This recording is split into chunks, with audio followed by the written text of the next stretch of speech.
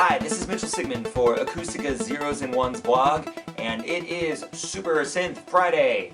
And today I will talk about my Roland Jupiter-4 polyphonic synthesizer.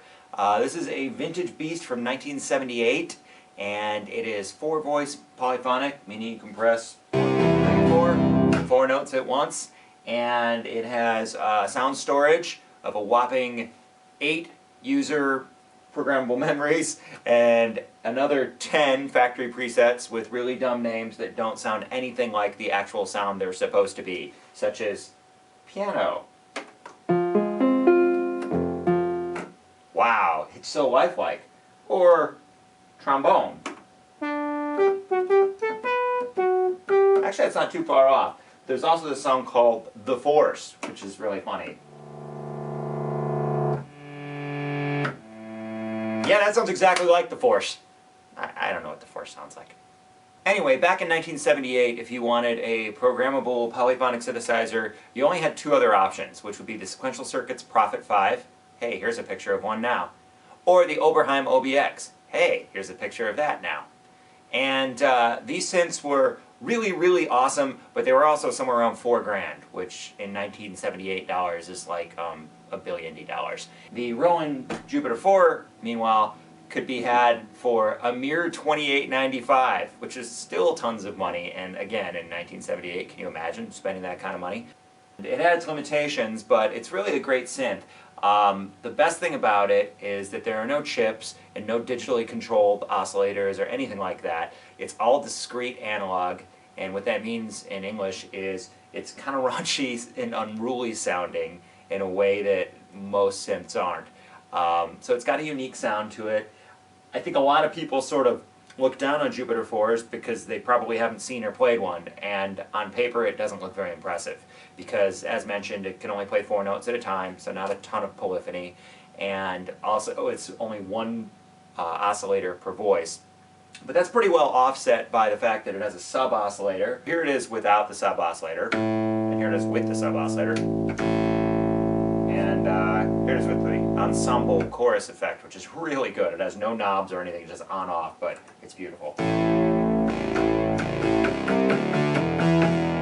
So it actually sounds pretty fat. So it's got a very raw sound, as mentioned.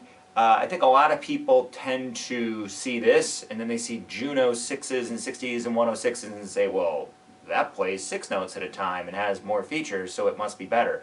But in reality, the Juno series has a DCO, a digitally controlled oscillator, which isn't terrible, but by its very nature is very, very in tune when you play chords. And this is the opposite. By its very nature, it's sort of wacky out of tune. And if you've got it set up right, of course it plays decent sounding chords, but it definitely has a very different sound and a very different character to it. So it's my favorite of the Roland.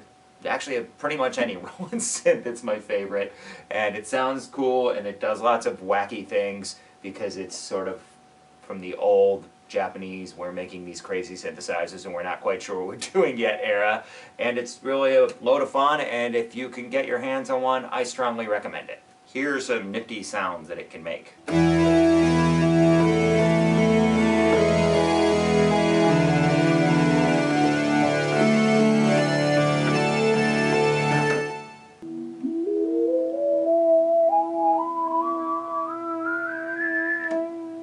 Here's some more cross-mod madness, which is basically the LFO just going really, really fast.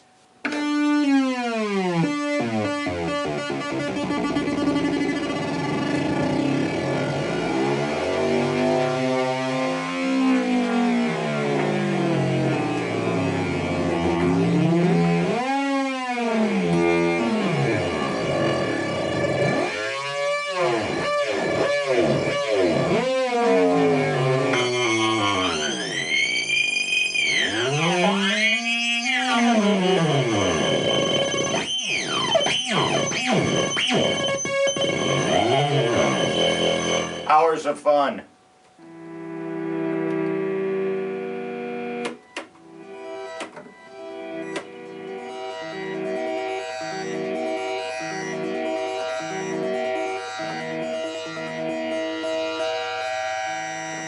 If you're a Duran Duran fan, you should recognize this from the intro of the song Night Boat.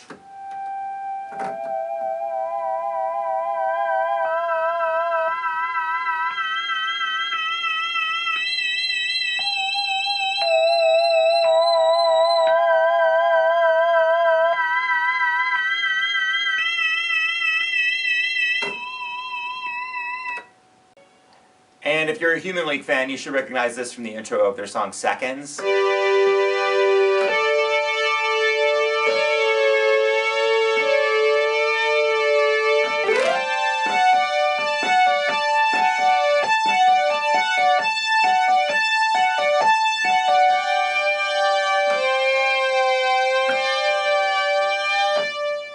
And for those who say, oh, it's just a wimpy one oscillator synth, it can't make powerful bass sounds, blah de blah.